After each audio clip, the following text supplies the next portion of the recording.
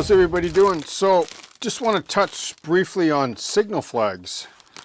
So I'm going to make this signal flag for the diorama, and for those of you that are wondering what the signal flags are for, so signals was a part of the divisional organization. Like this is Juno Beach here, there's the Canada House, but I don't know what this actually meant, MBSS. This was a banner type, it wasn't an actual flag. Well, they called them flags. I have some other photos, they're very sketchy and they look different. Like the one I'm doing here is going to be red and white for the sectors. So when they had flags during the war, in this case the Second World War, during D-Day, they were used for coordination, like for landing troops, supplies, communications when radio comms were not available, traffic management, etc., naval bombardment. So that's how they communicated. So I want to show you how I make flags, and you can use this for any scale or any period really if you're into hand painting them. Okay, and you can probably clear coat these and put decals on them too if you want. So the first thing you're going to need is, I got this from a dollar store, Betty Crocker parchment paper. And I've mentioned this before, like you can put any kind of paper or object or anything with glue on it onto this paper and it'll peel right off, and I'll show you, okay? And I'll actually demonstrate a small piece on how I did this flag. So you're going to need parchment paper. You're going to need some crepe paper, which I get from Michael's craft store or whatever. You can use toilet paper as well, because once the toilet paper is impregnated with matte medium and like it dries on here, it's not going to tear. I mean, you can tear it, but it won't fall apart like if you just laid toilet paper on a piece of wax paper with no glue.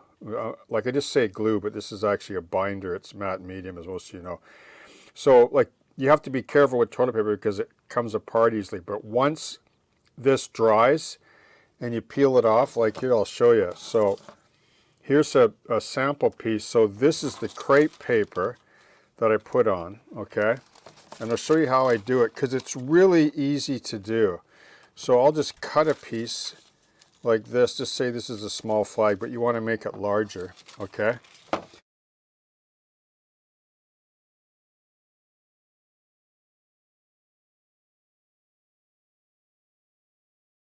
Okay, so this right here is parchment paper. You can get packages or rolls of this at the dollar store. Parchment paper. There's different types of parchment paper. I like the one that feels more like wax paper. Then there's this paper here, which is like crepe paper from a craft store, or you know, the kind of paper you'll see it, they use it for wrapping sometimes, or even the tissue paper, silk span for, you know, remember the old wooden model airplane kits? This is what this is, I think, or like it's the same.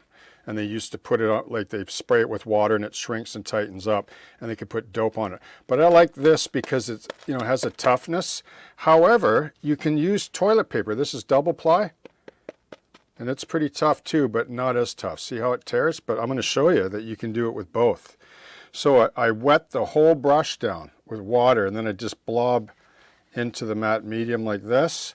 And then this is what I'm going to do. So on the parchment paper, so gently paint the paper onto the parchment paper, okay? Don't worry about the ratio of the matte medium, it's very forgiving. And even if you have wrinkles, that's fine, but don't play with it too much because when it's wet, it's very fragile. Now, the toilet paper, I'll just say, is really fragile, so you got to kind of dab it on like this. Like, be careful. Or you can mist it with a water spritzer as well, but I want to show you that you can still do it this way too, in a pinch. In fact, you don't even need, with toilet paper, the advantage of toilet paper is you don't even need matte medium to get it to stiffen up first. You just use water because the pulp will activate. Now, when you pull that off, that's like, this is just going to pop, like it's going to peel right off this parchment paper. The same as this with the matte medium, and if you did this with just water, the same for both. But you want matte medium on there because you want to get that impregnation process started where you're impregnating the fibers with matte medium and still retaining the solid shape of the piece of paper. Now, before I move on, Remember, you can always peel this up and then lay it back onto parchment paper again and again and again and again, over and over again, and adding paint, like acrylic paint, not enamel. Well, you might be able to do it with enamel, but I don't use enamels very often, so I haven't used enamels with this process, so why would I? Right, I can achieve the same results with acrylic paint. So water-based acrylic paint, safe, nice, clean environment, easy to work with, easy to clean with water. So I'll show you how this peels off when it dries for the next step, okay?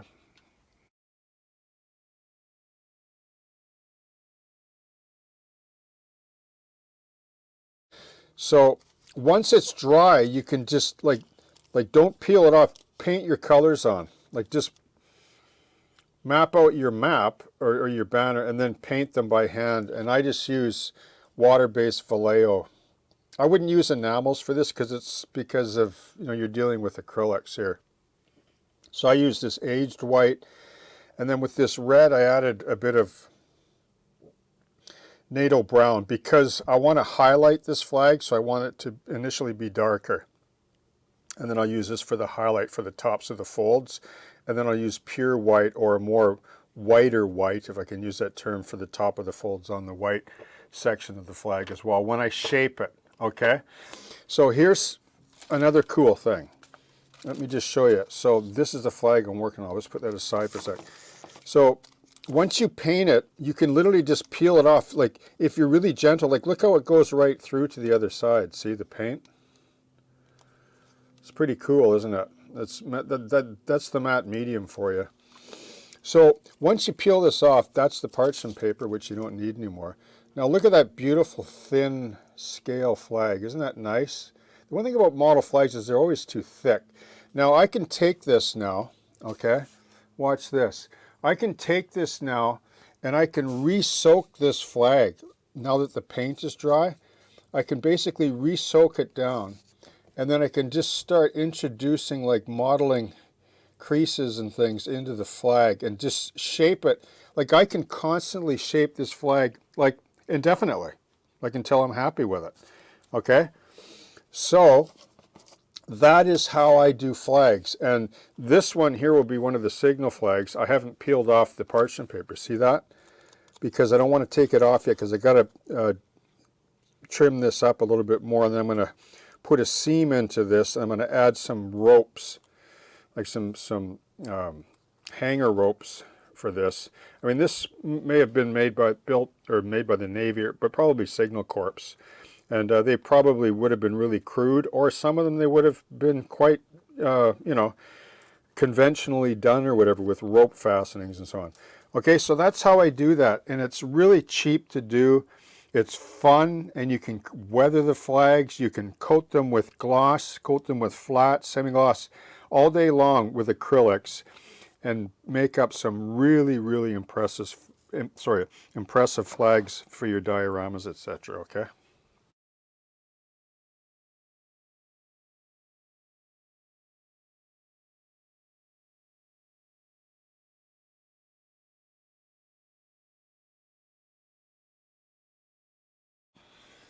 Okay, I think I'll just show a little bit of this other rope seasoning because I forgot to mention a couple of things. So what I really like about this matte medium, when you get the feel of how you mix it, in a way it's really just like paint, but it's an acrylic binder, is you can actually move the rope around, like right up to the end almost before it starts to tack up, you know, like the acrylic dries or sets. Acrylic takes a long time to cure, but it sets up fairly quickly. Cure meaning like really starts to mature in terms of its you know, hardness, let's say, but then always sort of retains the flexibility, which is really cool. And furthermore, what I also like about this, so when this all dries and everything, I can literally wet it again and again and again, and it won't fall apart. Like it'll just roll with me and fold and shape, and it's really amazing.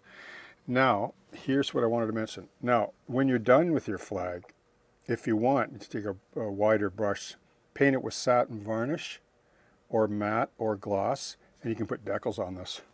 And if they're good quality decals like microscale, for example, you can put font and numbers on it. and then flat coat it and bend the flag and shape it. And the decals, if you put matte medium over top of the decals when they're all dry and set, they won't break, like they won't crack. They'll just flex and bend and they become part of the tissue paper. It's really incredible that way. That's what I love about this.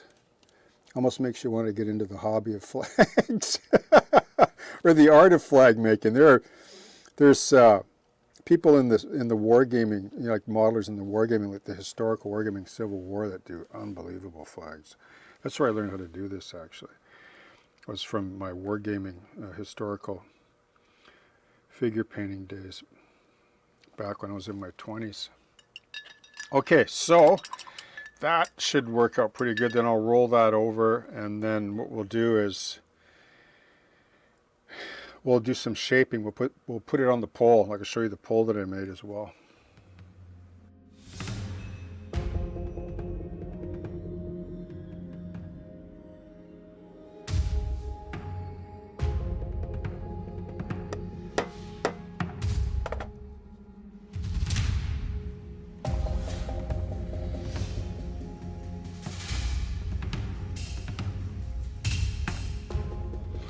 Okay, so as I showed in the intro, matte medium is awesome, isn't it? Like imagine this is just crepe paper or tissue paper. You can use do the same.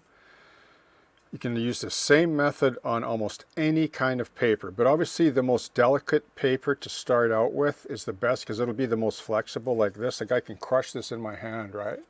See that? And then watch this. Like the memory's not severe. There's enough memory there that makes sense in terms of physics in the miniature world. Isn't that far out?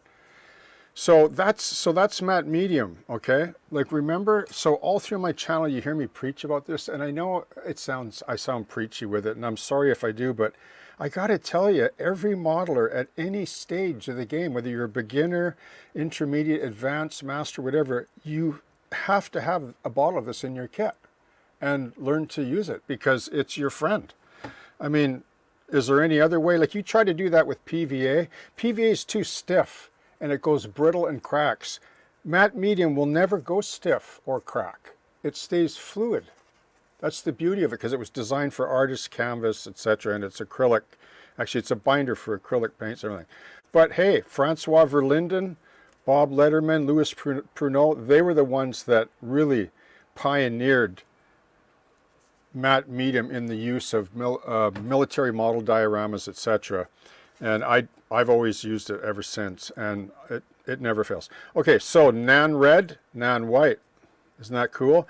It's got the wind scuppers in it. And what I'm going to do is I'll show you how I attach this. So this loop just slides over this pole. And once again, these are just dowels. I just plug the end with evergreen, like they're evergreen plastic. Well, not dowels, but rod. Scribed with a razor saw, and then lots of different washes and you know, just acrylic washes and so on put on there. So that's going to go on like this. And what I'm going to do is I'm going to take this little bit of matte medium right here straight, dip my ferrule or brush in water, grab a blob, and I'm just going to paint onto that loop, that rope loop there. Now, I'm going to leave the bottom loose. You know why? Because until I get this figured out in terms of how it's going to go on the diorama, I might want to adjust it some. And I might even want to cinch these bottom ones up a bit, like the wind is stretching, you know, the banner or flag in this case, if you're building a flag or whatever. But keep your options open so when you mount it on the model, you can still shape it the way you want, okay? Nan red, nan white.